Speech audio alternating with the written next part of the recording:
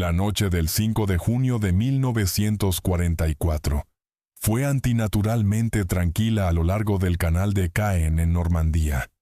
Una fina niebla colgaba sobre el agua. Los únicos sonidos eran el suave chapoteo de olas contra pilares de concreto del puente y el croar ocasional de ranas en terreno pantanoso cercano. En el búnker en orilla occidental, Gefreiter Werner Kortenhaus, 43 años y reclutado de trabajo en fábrica en Stuttgart, revisó su reloj. 20 minutos después de medianoche. 4 horas hasta que su turno terminara. El puente mismo era cosa utilitaria, 150 metros de acero y concreto atravesando canal, vital para mover tropas y suministros entre Caen y costa. Pero para los 50 y tantos hombres defendiéndolo, mayormente soldados mayores y reclutas considerados no aptos para frente oriental, era simplemente otra noche de servicio de guarnición en lo que todos les aseguraban era sector tranquilo. La guerra real estaba en Rusia, en Italia, en cualquier lugar menos aquí. En el café en café junto a Puente, familia Gondré se acurrucaba en su sótano. Georges Gondré, propietario, había enviado a su esposa, Thérèse, y sus 2 hijas pequeñas allí horas antes. Había estado pasando información a Resistencia por meses, observando preparativos defensivos alemanes, contando soldados, notando rutinas. Esta noche se sentía diferente de alguna manera. El aire mismo parecía contener aliento. 3000 pies. Sobre el canal, 3000 pies sobre canal, Mayor John Howard, 30 años, estaba sentado en planeador Horsa Líder, su estómago tenso con anticipación.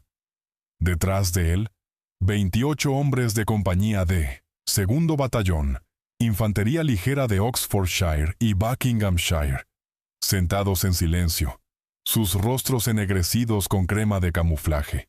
Habían ensayado esta operación tantas veces que cada hombre podía realizar su rol en oscuridad completa, lo cual era afortunado, porque eso era exactamente lo que estaban a punto de hacer. La Liberación Bombardero Halifax liberó su cable de remolque a precisamente 16 minutos después de medianoche. Silencio repentino cuando motores se alejaron fue absoluto.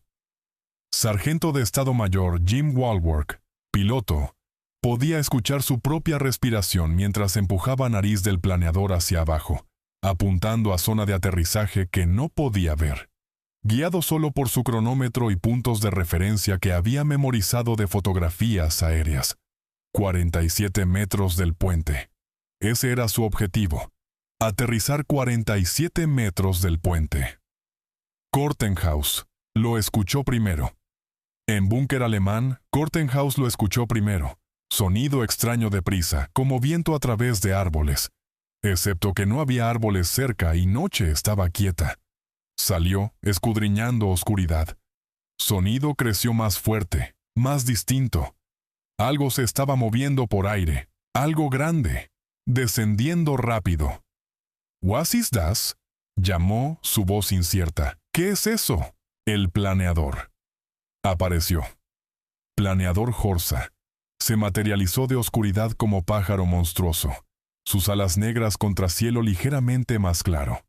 Golpeó suelo con tremendo estruendo, fuselaje de madera astillándose, nariz desgarrándose completamente, sonido de madera destrozándose y metal gritando rompiendo quietud de noche. Kortenhaus se quedó congelado, su mente luchando por procesar lo que estaba viendo. Planeador se deslizó por hierba, lanzando tierra y piedras, virando de lado, llegando a descansar tan cerca del puente, que su punta de ala casi tocaba barandillas de metal. 47 metros. Walworth había dado en blanco casi exactamente. 3 segundos de silencio. Por quizás 3 segundos. Hubo silencio. Luego, puerta lateral del planeador se abrió de golpe, y hombres salieron, moviéndose con velocidad practicada a pesar del aterrizaje violento. Teniente Dan Brotheridge, 26 años, fue primero en salir. Su pistola Sten ya arriba, ya disparando. Detrás de él venía su pelotón, 28 hombres que habían entrenado por 6 meses para este momento único. Fallschirmjäger. En búnker, Kortenhaus finalmente encontró su voz. Fallschirmjäger, gritó. Paracaidistas. Pero incluso mientras gritaba advertencia, sabía algo estaba mal. Paracaidistas venían del cielo, flotando en copas de seda.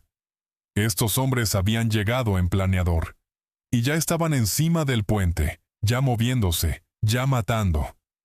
El asalto ametralladora en búnker abrió fuego, trazadoras arqueándose sobre puente. Pero británicos ya estaban demasiado cerca, usando estructura propia del puente para cobertura. Granadas vinieron volando a través de ranura de disparo del búnker. Y Kortenhaus se tiró hacia atrás, sus oídos zumbando por explosiones, sus ojos llorando por humo acre. 2 planeadores más se estrellaron en rápida sucesión. Uno aterrizando en pantano con tremendo chapoteo, otro deslizándose hasta detenerse cerca de estanque. Más soldados británicos emergieron, moviéndose con misma velocidad y propósito aterradores. Alemanes defendiendo lado oriental del puente se encontraron bajo asalto de múltiples direcciones simultáneamente. Sin tiempo para organizarse, sin tiempo para pensar, apenas tiempo para reaccionar. Obergefreiter Heinz Hickmann. Obergefreiter Heinz Hickmann, trabajador postal de 38 años de Hamburgo. Había estado durmiendo en búnker 50 metros del puente, cuando primer planeador aterrizó. Estruendo lo despertó y salió tambaleándose, todavía medio dormido, intentando entender caos que estallaba alrededor. Vio soldados británicos corriendo sobre puente, destellos de bocas de sus armas. Escuchó gritos de hombres heridos en Englander. Gritó a hombres detrás de él: ¡Englander! Pero para cuando había puesto su rifle al hombro, británicos ya estaban pasado punto medio del puente, ya despejando búnkeres en lado lejano. 10 minutos. Asalto entero, desde aterrizaje hasta captura de puente, tomaría menos de 10 minutos. 10 minutos para apoderarse de objetivo que alemanes habían pasado meses fortificando. En el sótano Gondré, en sótano del Café Gondré, Thérèse sostenía a sus hijas cerca mientras sonidos de batalla rugían arriba.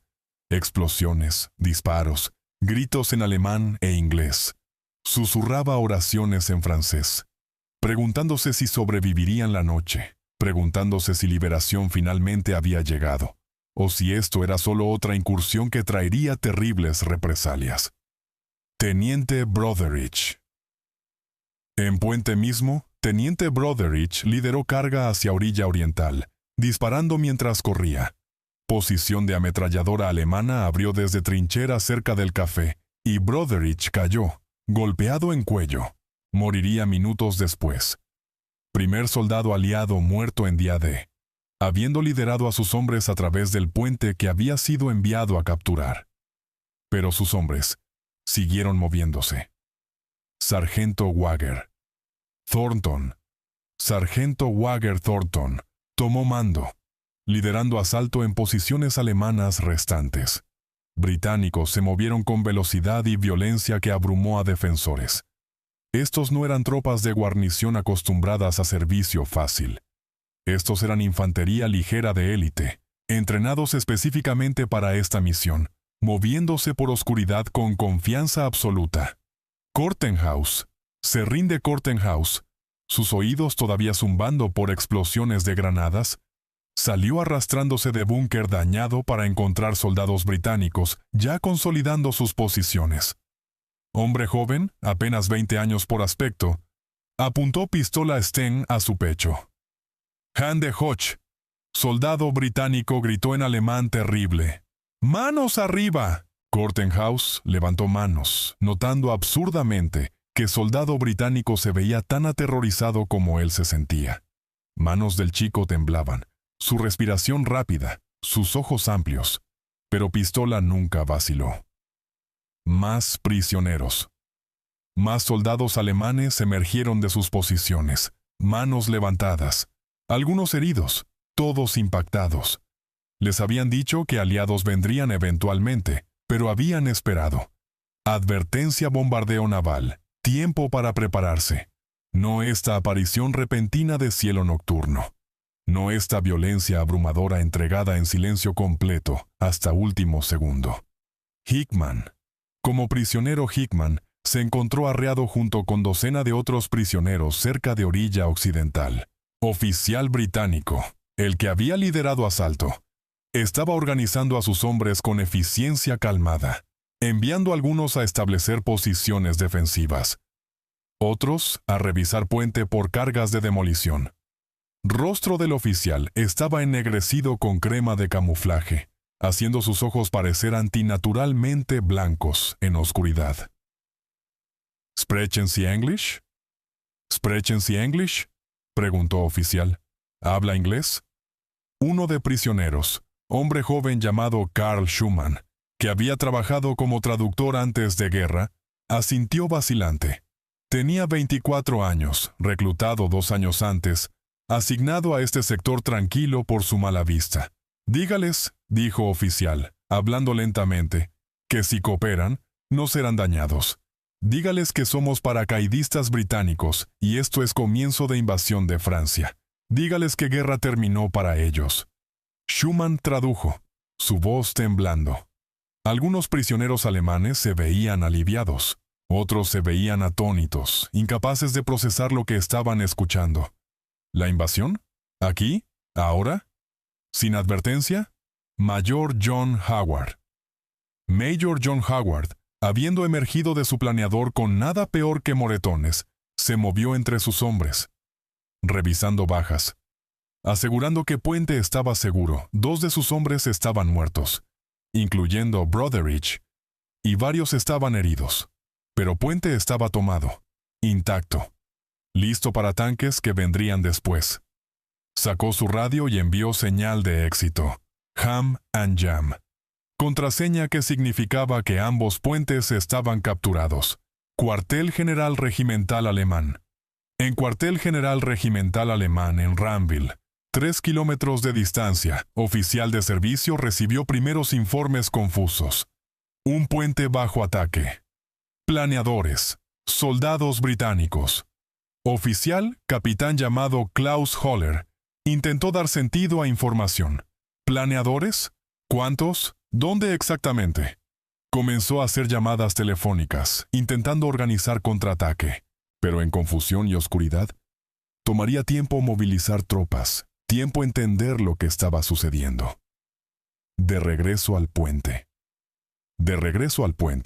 Kortenhaus se sentó con sus compañeros prisioneros, observando soldados británicos cavando, preparándose para contraataque que todos sabían vendría. Uno de soldados británicos le ofreció cigarrillo. Kortenhaus lo tomó con manos temblorosas, notando que soldado era suficientemente joven para ser su hijo. ¿Warum?, preguntó Kortenhaus en voz baja. ¿Por qué? Soldado británico no entendía alemán, pero pareció captar pregunta. Señaló hacia Costa e hizo gesto amplio con su mano. Invasión. Palabra no necesitaba traducción. El alivio de Hickman, sentado cerca, sintió extraño sentido de alivio mezclado con su miedo. Había sido reclutado, forzado a dejar su ruta postal en Hamburgo, enviado a Francia para defender Puente, que nunca le había importado por causa en la que había dejado de creer años atrás. Ahora terminó. Sobreviviría. Eventualmente, iría a casa. Pensamiento era casi abrumador. Schumann, el traductor Schumann, traductor, se encontró presionado a servicio por británicos. Lo necesitaban para interrogar prisioneros, averiguar sobre disposiciones alemanas, refuerzos, planes defensivos. Respondió sus preguntas verazmente, no viendo razón para proteger información que solo haría matar a más hombres. Oficial británico, Mayor Howard, lo trató con sorprendente cortesía, ofreciéndole té de termo, hablándole como un hombre educado a otro. «¿Habla excelente inglés?», dijo Howard. «¿Dónde aprendió?». «Universidad», respondió Schumann. «Antes de guerra estudié literatura. ¿Qué leyó?». «Dickens, Hardy, Shakespeare». Howard sonrió. Expresión extraña dadas circunstancias, dado que 2 de sus hombres yacían muertos cerca. Mi esposa enseña literatura inglesa, dijo. Le agradaría. El auto de Estado Mayor. Conversación surrealista fue interrumpida por sonido de motores. Auto de Estado Mayor alemán se acercaba desde este, su conductor aparentemente ignorante de que Puente había sido capturado.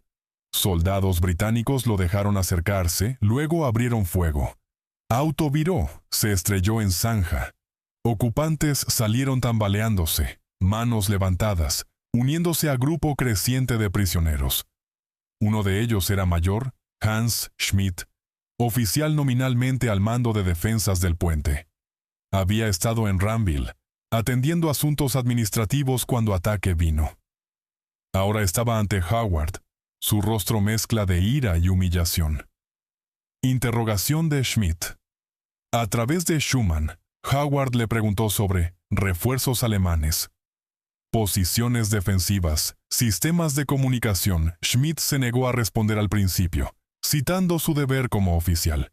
Pero cuando Howard señaló que invasión claramente estaba comenzando, nada que Schmidt pudiera decir cambiaría resultado. Cooperación podría salvar vidas de ambos lados. Resistencia de Schmidt se desmoronó. Tenía 52 años, veterano de Primera Guerra Mundial, y estaba cansado. Esperábamos que vinieran, dijo Schmidt a través de Schumann. Pero no así.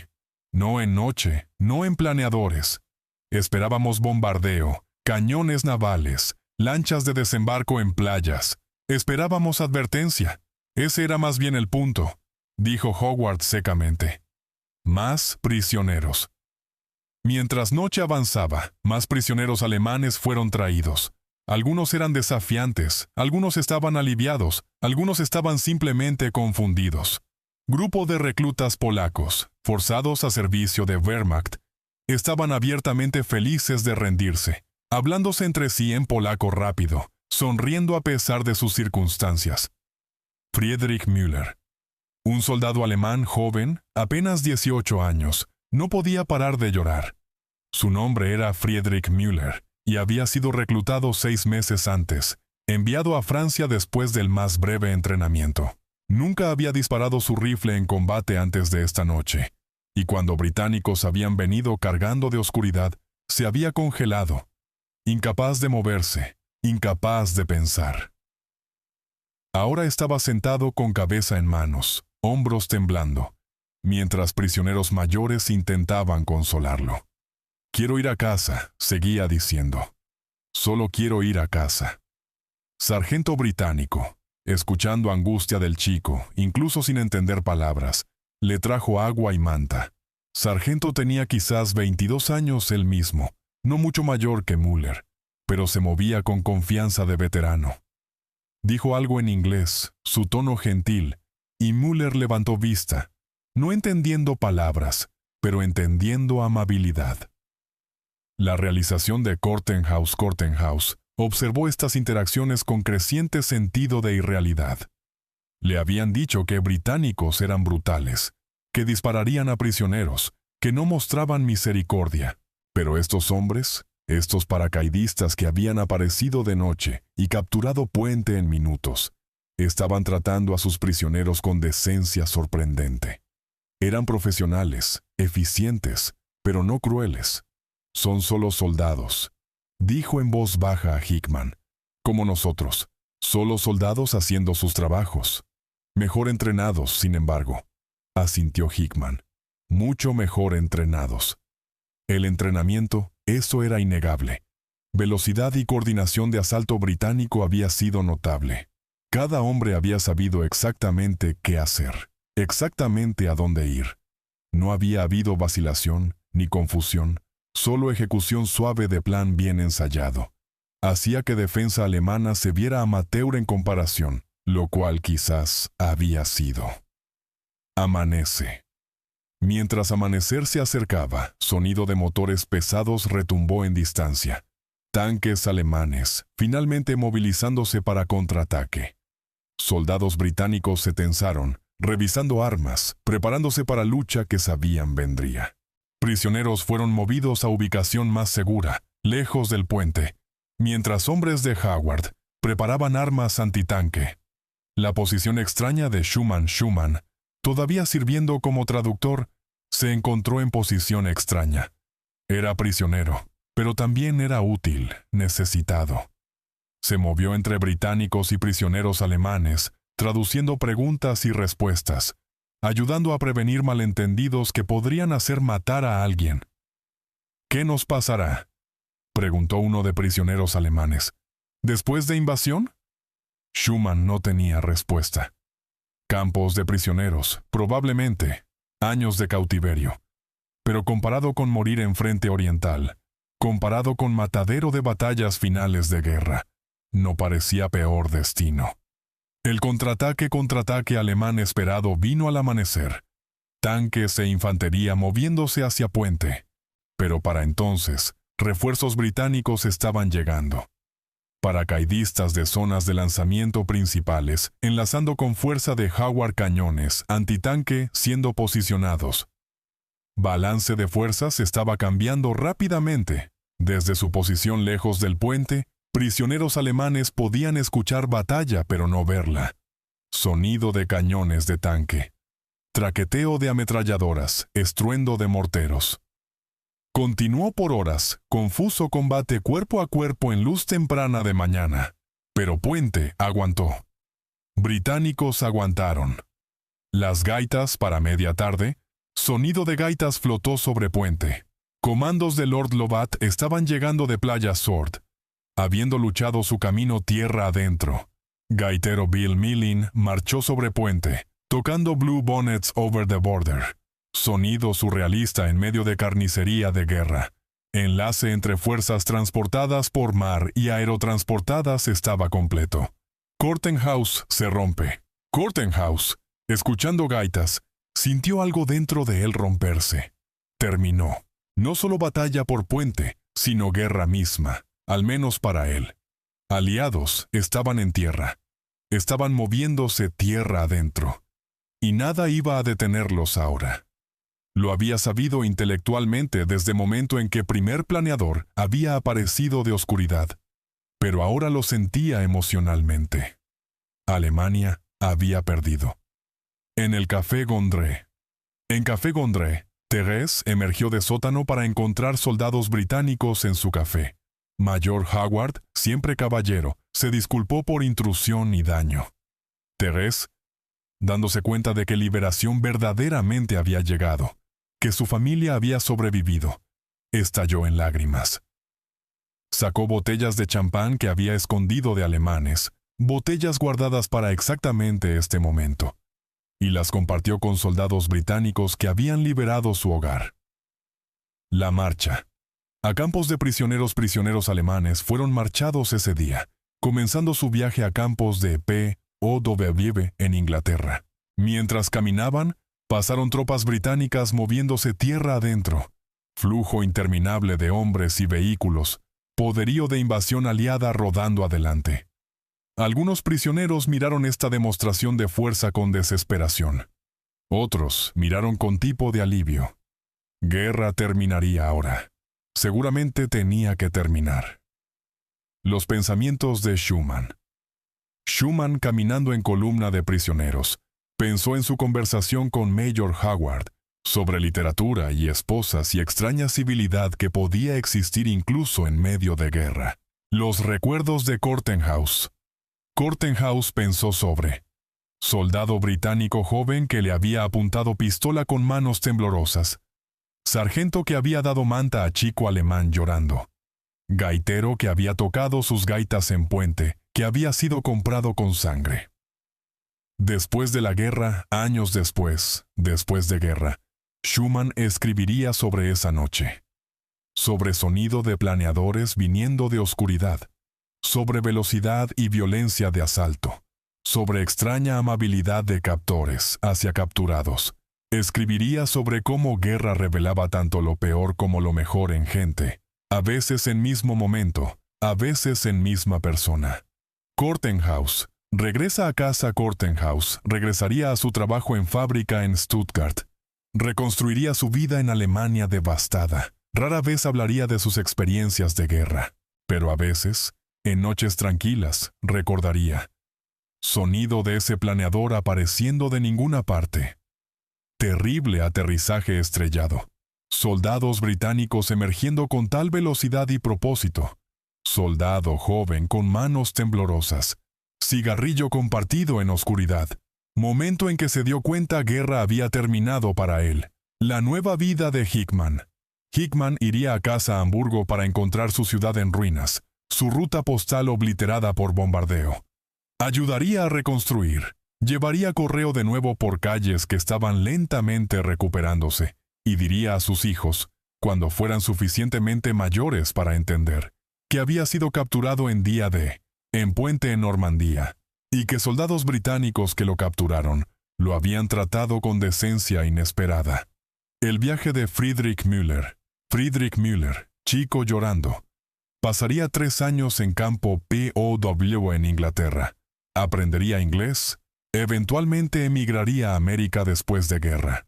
Construiría nueva vida allí. Rara vez hablaría de su experiencia breve y aterradora como soldado alemán. Pero nunca olvidaría sargento británico que le había traído agua y manta cuando estaba en su punto más bajo, que le había mostrado amabilidad cuando no esperaba ninguna. Los regresos de Howard.